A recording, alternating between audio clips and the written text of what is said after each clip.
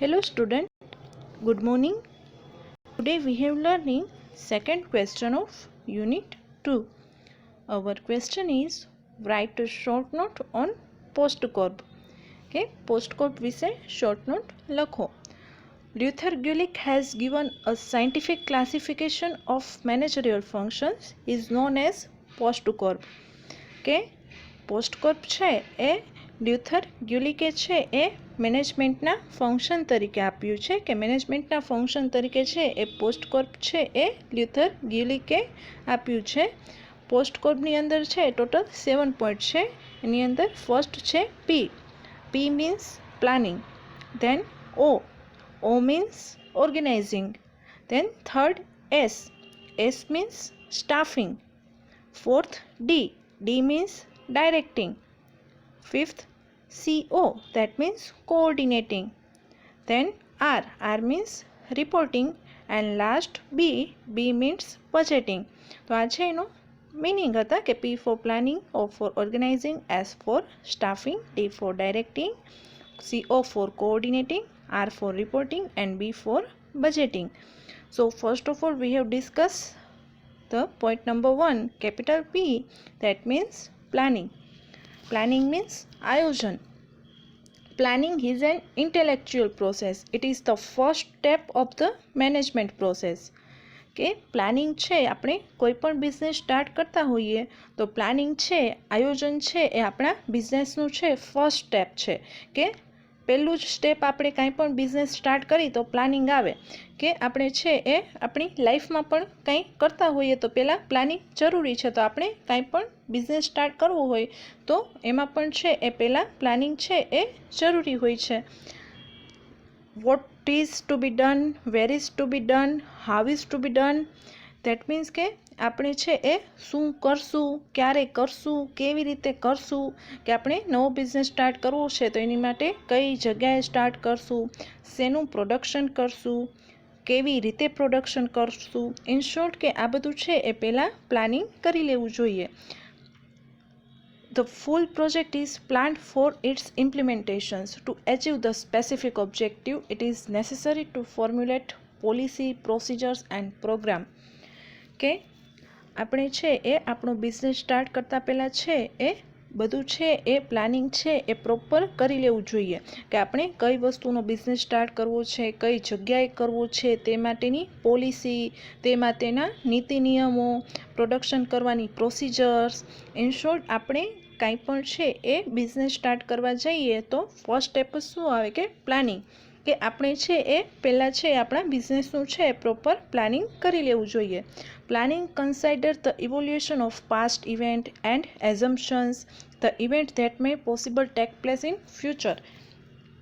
કે આપણે છે એ પ્લાનિંગ કઈ રીતે કરી શકીએ તો કે કાંઈ પણ કંપની સ્ટાર્ટ કરવી હોય તો આપણે છે એ કોઈ પણ ભૂતકાળના છે એવા ઇવેન્ટ બનાવ બન્યા હોય એના ઉપરથી, અથવા તો આપણે ખુદ ધારીને ઇન શોર્ટ આપણે કયા કયા રૂલ્સ એન્ડ રેગ્યુલેશન રાખવા છે, આપણે કઈ પ્રોડક્શન પ્રોસિજર છે એ આપણી પ્રોડક્ટ માટે અપનાવી છે, તો આ બધું છે કાં તો છે એ આપણે એઝમ્પશન ધારીને અથવા તો કોઈ બીજી કંપનીની છે પ્રોડક્શન પ્રોસેસ, એના રૂલ્સ એન્ડ રેગ્યુલેશન જોઈ અને રાખી શકીએ છીએ.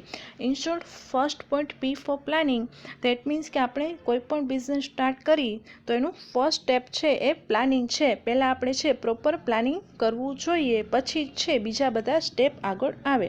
કે ફર્સ્ટ સ્ટેપ ઇઝ પ્લાનિંગ. કે પ્લાનિંગ છે આપણે બિઝનેસ કઈ રીતે ચલાવવું છે, શેનું પ્રોડક્શન કરવું છે, રૂલ્સ એન્ડ રેગ્યુલેશન, પ્રોડક્શન્સની પ્રોસિજર શું રાખવી છે, એ બધું છે એ પહેલાં ડિસાઇડ કરી લેવું જોઈએ. That means planning. કે આપણા બિઝનેસનો છે આખો પ્લાન છે એ આપણે તૈયાર કરી લેવો જોઈએ. Than second point is organising. That means organization, વ્યવસ્થાતંત્ર. Management is the brain of the enterprise, then organization is its body. કે આવી કહેવત છે, તમે 12થમાં સાંભળી હશે BAની બુકમાં, કે મેનેજમેન્ટ સંચાલન છે ધંધાનું મગજ છે તો વ્યવસ્થાતંત્ર છે ધંધાની બોડી છે, શરીર છે. કે ઇન શોર્ટ છે મેનેજમેન્ટ છે એમાં શું હોય કે બધું વિચારવાનું કામ થતું હોય છે, તો ઓર્ગેનાઇઝેશનમાં છે એ બધું અમલ કરવાનું કામ થતું હોય છે. The success of the industrial unit depend on the organisational structure.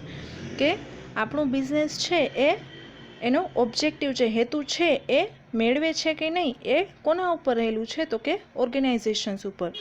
Organisational is a process of ઇન્વોલ્વિંગ directions of the work among various individual delegations the proportionate authority fixing interrelationship between them to achieve the predetermining objectives of organization.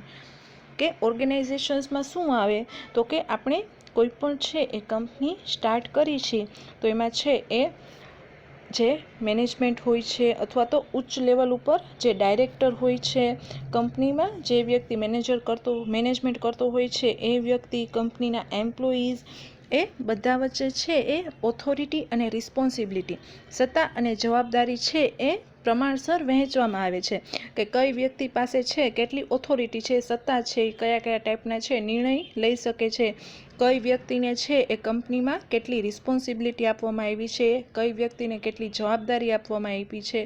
In short, કંપનીમાં છે એ બધા વ્યક્તિઓ વચ્ચે છે એ authority અને responsibility એટલે કે એની સત્તા અને જવાબદારી હોય એ વહેંચવી એ ઓર્ગેનાઇઝિંગમાં આવે કે કઈ વ્યક્તિને છે એ કેટલા પ્રમાણમાં ઓથોરિટી અને કેટલા પ્રમાણમાં છે એ responsibility સોંપવી.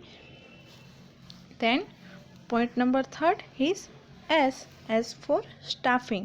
That means employee selection.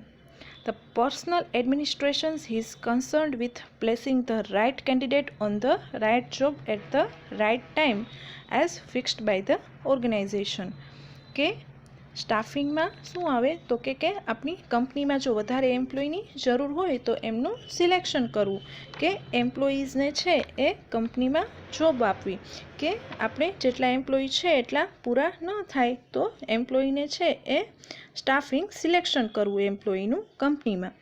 તે એ સ્ટાફિંગમાં આવે કે જરૂરિયાત મુજબનો જે સ્ટાફ હોય એનું સિલેક્શન કરવું. The personal management is such a management activities which include the component related to the selection, training, remuneration, transfer, promotions, demotion, etc.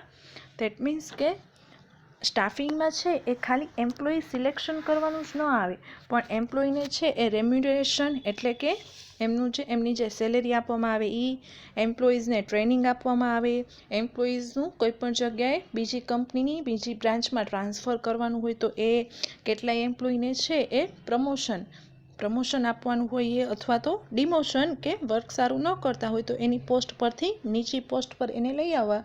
That means demotion. અને પ્રમોશન મીન્સ કે એની જે પોસ્ટ હોય એના કરતાં ઊંચી પોસ્ટ આપવી, that means promotion. In short, સ્ટાફિંગમાં છે third point as for staffing that means કે એમ્પ્લોયનું સિલેક્શન કરવું, એમને રેમ્યુનરેશન આપવું, એમની ટ્રેનિંગ, ટ્રાન્સફર, પ્રમોશન્સ, ડિમોશન્સ આ બધા કાર્યો છે એ સ્ટાફિંગમાં આવે છે. Then point number 4, D. D means directing. Okay, direction, guidance, margdarshan. The organizations will not be able to achieve its goal if the proper guidance or direction is not provided. Directions means to oversee the work of the employees and provide them a necessary guidance. Okay, directing that means કે guidance, direction કે કોઈ પણ company હોય છે એ છે એના એમ્પ્લોયને હોય છે એ ગાઈડન્સ આપતી હોય છે, માર્ગદર્શન આપતી હોય છે. એમ્પ્લોઈઝ છે એ એમને વર્ક કઈ રીતે કરવું, એ કંઈ વર્ક કરે તો એ છે એ કંઈ પણ એમાં ખામી હોય, વર્ક કરી સરખું ના કરે તો એમને કેવું કે એમની ભૂલ ક્યાં થાય છે, આ વર્ક છે બધું સારી રીતે એ કઈ રીતે કરી શકે. ઇન શોર્ટ, કંપનીમાં છે એ સતત કોઈ પણ મેનેજર હોય અથવા તો કોઈ પણ ડિપાર્ટમેન્ટના હેડ હોય તો એમને છે એ એમ્પ્લોઈઝને છે સતત છે ગાઈડન્સ, માર્ગદર્શન આપવું પડે છે. કેમ કે કોઈ પણ કંપની હોય એ માર્ગદર્શન વિના છે ચાલી જ ન શકે. એમ્પ્લોઈઝને હોય છે એ માર્ગદર્શનની જરૂર પડે જ છે. ઇન શોર્ટ, કે કંપનીમાં છે જે એમ્પ્લોઈઝ છે કામ કરતા હોય એમના છે વર્કમાં છે ઇમ્પ્રુવમેન્ટ આવે તે માટે છે એમને સતત છે એ ગાઈડન્સ આપવું પડે છે. એ પોઈન્ટ નંબર ડીમાં છે કે ડાયરેક્ટિંગ કે એમ્પ્લોઈઝને છે એ સતત છે એ ગાઈડન્સ અને ડાયરેક્શન છે એ પૂરું પાડવું. Than point number 5, coordinating. That means સંકલન. When the organizational activity are done by many employees, then there should be effective coordinations between the person performing diverse sets of activities. કે આપણે જોઈએ છીએ કે કંપનીમાં છે કોઈ 1-2 વ્યક્તિથી કંપની ન ચાલે, એમાં કેટલા વ્યક્તિ હોય 50-16 કે એમાં છે એ 50-60 લોકો છે એ વર્ક કરતા હોય છે કે 1-2 વ્યક્તિથી છે કોઈ પણ કંપની ચાલી ન શકે. તો આટલા બધા વ્યક્તિઓ જ્યારે એકસાથે કામ કરતા હોય તો એ છે એ બધા વ્યક્તિઓ વચ્ચે છે એ કોઓર્ડિનેશન ધેટ મીન્સ સંકલન હોવું જરૂરી છે. કેમ કે બધા વ્યક્તિઓ છે સાથે મળીને કાર્ય કરશે તો જ કંપનીનો જે ગોલ, કંપનીનો જે ઓબ્જેક્ટિવ હોય એ પૂરો થશે. કે કંપનીમાં છે અલગ અલગ ડિપાર્ટમેન્ટ હોય, selling department, production department, finance department. In short આ બધા ડિપાર્ટમેન્ટમાં છે કેટલાય વર્કર્સ, કેટલાય એમ્પ્લોઈઝ, ડિપાર્ટમેન્ટના હેડ એ બધા છે વર્ક કરતા હોઈએ તો એ બધા લોકો વચ્ચે કોઓર્ડિનેશન હોવું જરૂરી છે. જો એ બધા વચ્ચે પ્રોપર કોઓર્ડિનેશન નહીં હોય, સંકલન નહીં હોય તો એ બધા છે કંપનીમાં સરખી રીતે કામ કરી જ નહીં શકે. જો સરખી રીતે પોતાનું કામ નહીં કરે તો કંપનીનો જે ગોલ, કંપનીનો જે ઓબ્જેક્ટિવ છે એ ક્યારેય છે એ એચીવ થશે જ નહીં. ઇન શોર્ટ કે કોઓર્ડિનેશન, આપણે કાંઈ પણ બિઝનેસ કરતા હોઈએ તો એમાં બધા વ્યક્તિઓ વચ્ચે છે એ કોઓર્ડિનેશન હોવું જરૂરી છે. Than point number 6, R means reporting.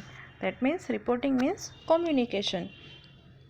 Communication is the process by which necessary information about the activities of the business unit is sent sequentially to the top management.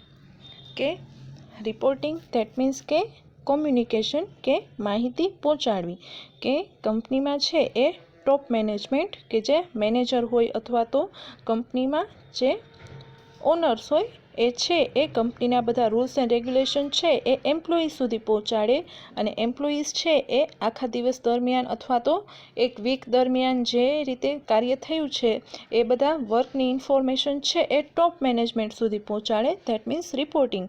કે રિપોર્ટિંગમાં શું આવે કે કાંઈ પણ રૂલ્સ એન્ડ રેગ્યુલેશનમાં ચેન્જ હોય તો top management છે, manager છે અથવા તો ઓનર્સ છે એના વર્કર્સને ઇન્ફોર્મેશન આપે કે આ રૂલ્સ એન્ડ રેગ્યુલેશનમાં ચેન્જ કરવાનું છે અથવા તો આ રીતે તમારે વર્ક કરવાનું છે અથવા તો આટલું વર્ક છે તમારે આટલા ટાઈમમાં પૂરું કરવાનું છે. અને વર્કર્સ છે એ જે પ્રમાણે વર્ક થયું હોય એની ઇન્ફોર્મેશન છે એ મેનેજમેન્ટને અથવા તો ટોપ લેવલે જે વ્યક્તિઓ હોય એને પહોંચાડે. That means reporting. કે ટોપ લેવલથી છે એ વર્કર્સ સુધી અથવા તો એમ્પ્લોઈઝ સુધી અને એમ્પ્લોઈઝથી ટોપ લેવલ સુધી જે ઇન્ફોર્મેશન પહોંચાડવામાં આવે છે that means reporting. Then last point 7, B means budgeting. That means અંદાજપત્ર. Budget is the forecast in numerical terms about the proposed future project for a stipulated time period. કે budget that means કે કંપનીમાં છે એ forecast કરવામાં આવે, અંદાજો લગાવવામાં આવે કે છે એ આટલા ટાઈમ પિરિયડમાં અથવા તો ફ્યુચરમાં છે એ કેટલા એક્સપેન્સ થશે. Budget is the systematically forecast about the future financial plans of the company. It states how much, in what areas and where the expenditure is to be incurred. કે બજેટ શું છે તો કે બજેટ છે એટલે અંદાજ લગાવવામાં આવે ફ્યુચર માટે કે ફ્યુચરમાં છે એ આટલા એક્સપેન્સ થશે. કે પ્રોડક્શન્સ છે, પ્રોડક્શન કરી છે તો એમાં છે એ એવો અંદાજ લગાવવામાં આવે કે ફ્યુચરમાં પ્રોડક્શન રિલેટેડ આટલા એક્સપેન્સ થઈ શકશે. રો મટીરિયલ પરચેસ કરી છે તો એને રિલેટેડ આટલા એક્સપેન્સ થઈ શકશે. કાંઈ મશીનરી હોય, ઇક્વિપમેન્ટ હોય એ જૂનું થયું હોય તો એના પર ડેપ્રિશિએશનનો અંદાજ લગાવી શકીએ કે એના પર આટલું ડેપ્રિશિએશન થઈ શકશે. ઇન શોર્ટ ફ્યુચરના એક્સપેન્ડિચર્સ હોય છે એ ફોરકાસ્ટ કરવા, અગાઉથી નક્કી કરવા ધેટ મીન્સ બજેટિંગ. કે ડિસાઇડ કરવું કે ફ્યુચરમાં છે એ આપણે કયા એક્સપેન્સ છે બિઝનેસમાં થશે તે ફોરકાસ્ટ કરવું ધેટ મીન્સ બજેટિંગ. તો ઇન શોર્ટ આ ટોટલ પોસ્ટકોડના 7 પોઈન્ટ છે. ફર્સ્ટ હતો P ધેટ મીન્સ પ્લાનિંગ, બિઝનેસનું છે પ્રોપર પ્લાનિંગ કરવું. દેન O મીન્સ ઓર્ગેનાઇઝિંગ, વ્યવસ્થાતંત્ર કે ઓથોરિટી અને રિસ્પોન્સિબિલિટી વચ્ચે બેલેન્સ રાખવું. દેન S મીન્સ સ્ટાફિંગ કે એમ્પ્લોઈઝનું સિલેક્શન, તેમને રેમ્યુનરેશન, તેમની ટ્રેનિંગ, ટ્રાન્સફર એ બધું ખ્યાલ રાખવો. ધેન ડી ફોર ડાયરેક્ટિંગ, કે તેમને એમ્પ્લોઈઝ હોય એને ગાઈડન્સ અથવા તો માર્ગદર્શન આપવું. ધેન કોઓર્ડિનેટિંગ, કે બધા વ્યક્તિઓ વચ્ચે છે એ સંકલન જાળવી રાખવું. ધેન રિપોર્ટિંગ, કે ટોપ લેવલથી એમ્પ્લોઈઝ સુધી અને એમ્પ્લોઈઝથી ટોપ લેવલ સુધી આખી કંપનીની બધી ઇન્ફોર્મેશન પહોંચાડવી તે રિપોર્ટિંગમાં આવે. And then last end point number 7, budgeting, કે કંપનીમાં છે એ કયા કયા એક્સપેન્ડિચર્સ ફ્યુચરમાં થશે તે પ્રેઝન્ટમાં ફોરકાસ્ટ કરવા. That means budgeting.